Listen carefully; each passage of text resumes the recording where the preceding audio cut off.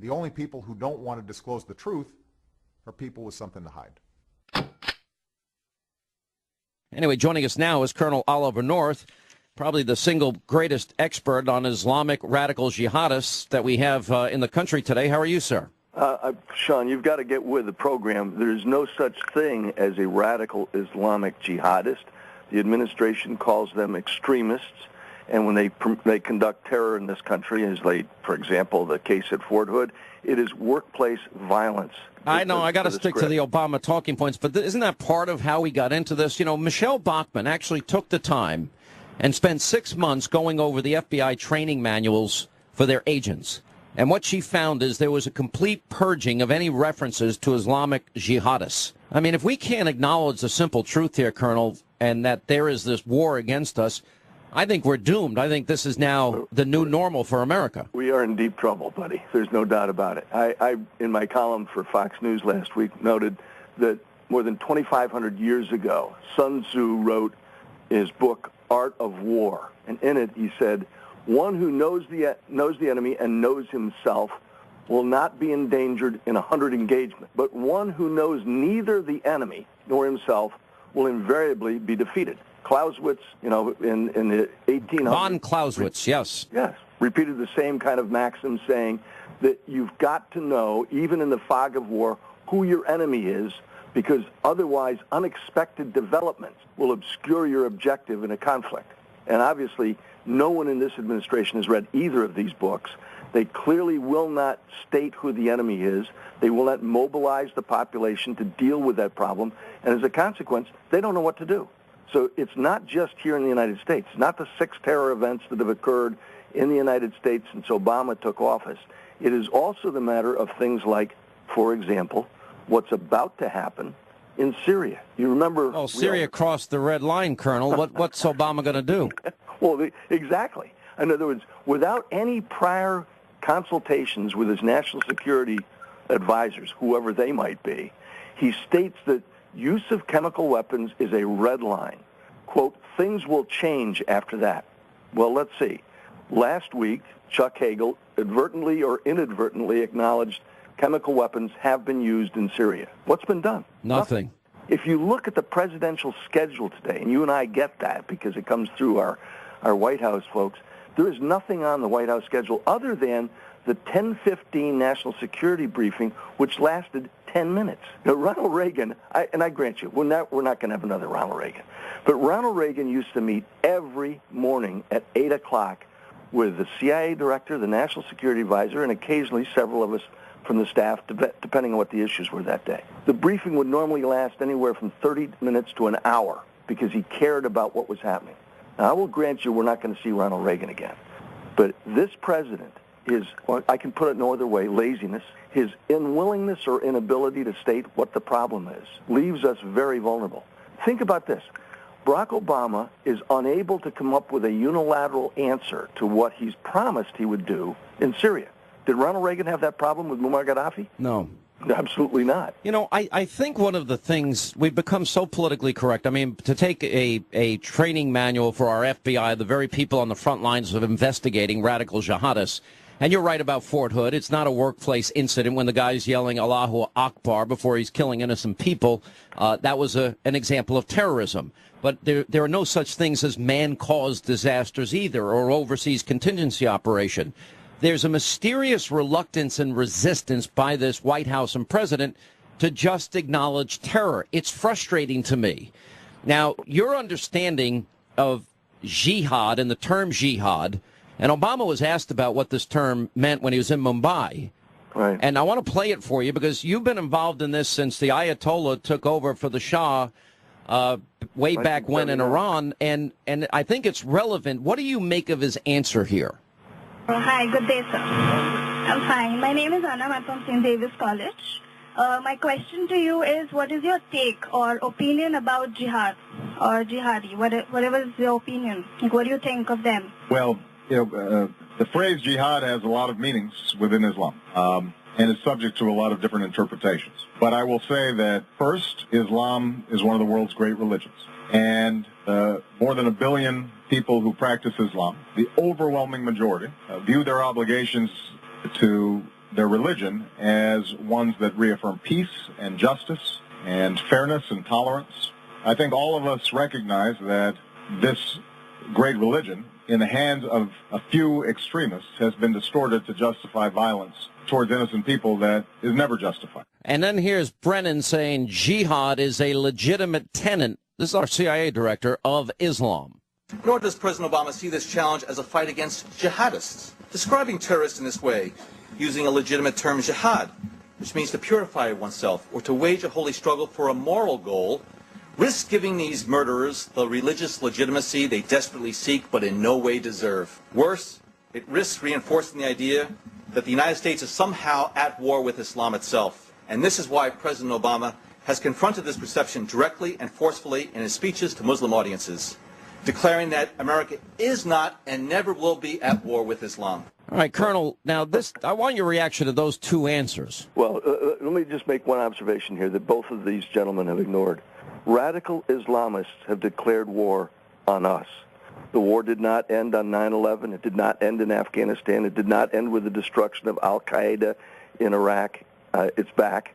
Al-Qaeda today, which is what they use as their euphemism for radical Islamists, is different. It has morphed since the days in which it was being put together back in the early 80s by Osama bin Laden. What it is a global movement that has two objectives. Number one, the destruction of the State of Israel. And number two, the destruction of infidels wherever they are.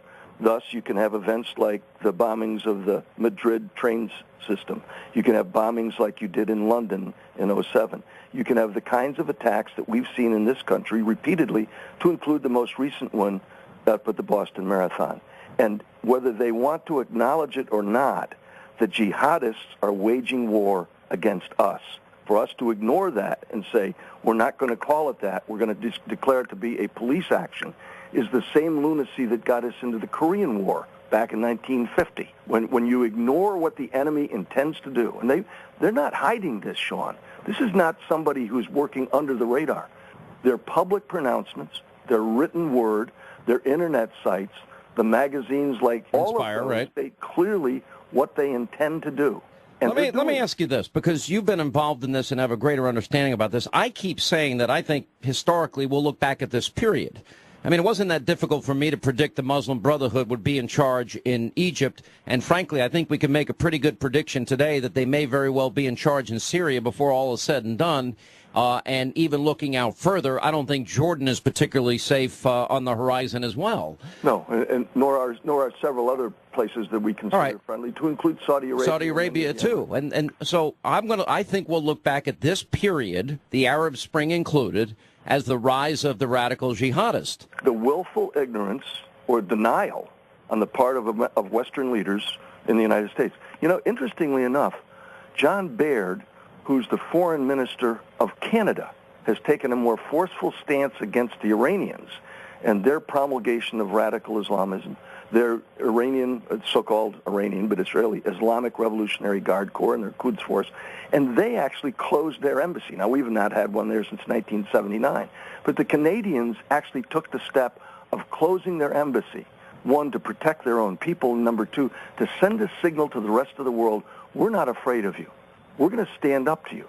The rest of the world. What about the rest of the West? Well, if you look at France and England and the struggles and the battles that they've had as people of, quote, Islamic faith move in, it's not just that people want to practice another religion. No. Along with those that would say want to practice their Islamic faith peacefully, also have come in with them those of a more radical genre. And what has happened in those countries? Absolutely. And, of course, it's available globally on the Internet. Yeah. And, of course, one of the things that they've written about eloquently, by the way, is their so-called Islamic leaders have intimidated those who would be moderate to the point where they're silent. Where is the moderate leader who has stood up since the 15th of April and said, what happened in Boston is anathema. It is contrary to the religion of Islam. There's been a couple, but very few. Yes. Because I think you're right. They've been intimidated into silence because those that don't take on the more radicalized views. But in the meantime, their religion is being hijacked. How great are their numbers? In other words, we keep hearing that there's a very large percentage of the world that are Muslims. As you look at what's happening in the Middle East and Africa? Is it just that the radicals get more attention, or is radicalization more widespread? No, the radicals are more effective. I mean, there's no doubt about it. What you just described has happened in Egypt. They hijacked, the Muslim Brotherhood hijacked a revolution against a despot. As you know, I was never a friend of the previous regime because they lied to Ronald Reagan. I mean, Mubarak was not a friend of America. He was an opportunist. But they hijacked the revolution against him, now lead 85 million people in Egypt, and they are threatening to the survival of Israel, not just the safety of Israel, but literally the survival of it, to the extent that the Muslim Brotherhood can expand into places like Jordan and take over outwardly, overtly in Lebanon. Well, it'll be Jordan, and it will be probably Syria or Lebanon and Syria. Yeah. All right, but here's but you talk about this, but here's my question. Prior to Mubarak being ousted and encouraged to be ousted by Obama, there was a poll out, a number of polls, as a matter of fact, I've cited them on this program, where the vast, overwhelming 75+% majority in Egypt wanted Sharia law. What does that tell us about people's, I guess, adherence to Islam? Is it Islam? Is it radical Islam? Is there no distinction? Are the moderates too few? Is it a small minority that are radicalized? I'm trying to get a sense. I think it's all of the above. I mean, if you look at some of the polling that was done in the aftermath of the so-called Arab Spring, there was over 20% of people who were polled in those Islamic countries who said that jihad meant martyrdom and that they would be glad to kill themselves trying to kill those who were infidels. Now, how many would actually carry that out? Let's suppose it's only 1% instead of 20. You're still talking over 1 million people who want to do what occurred. How does the world then come to grips with radical jihad? Well, there's two ways. One, you can capitulate, which is, of course, submission. Not an option, obviously. The whole goal. The other way is you fight back. And you fight back every time you're threatened. And it strikes me that we're not, under the current leadership of this country, able to do the latter. And what you're going to see, I predict, over the course of the next 2.5, 3 years of this administration, is you're going to see a constant effort to accommodate. And we don't want people to dislike us. We want people to remember us as the nice guys. Well, the bottom line of it is being nice doesn't help. Well, that's viewed as weak. Let me ask you this. We have this issue, for example, we found that after 9/11/2001, the number of Saudi nationals that have come here for academic reasons has gone up 500%. If somebody grows up in Saudi Arabia where under Sharia law women can't drive, women can't be seen in public without a male that they're related to, where 4 male eyewitnesses are needed for rape, et cetera, et cetera. How does one then come to America, having grown up with those viewpoints, and then assimilate to the American point of view? Well, I can only point out to 9/11/01. 11 of them came from Saudi Arabia. 9 of them were university graduates. They all had opportunities in other forms of life. They all decided, 19 of them, to get on airplanes, fly those airplanes into building, and kill as many Americans as possible, despite the fact that several of them had lived here for more than 2 years. And so, nice as we are as people, as generous as we are as human beings, as a population, as a society, they still wanted to kill us. And being on guard against that doesn't simply mean playing defense everywhere in the world.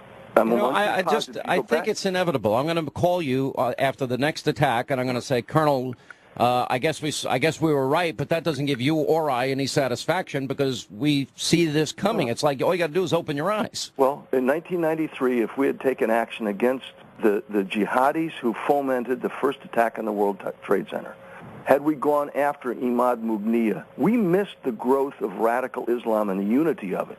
We thought, well, if Sunnis hate Shiites, they won't bother us. No, we were wrong. Of my enemy is my friend. That's right. And the force behind all of this begins in Tehran.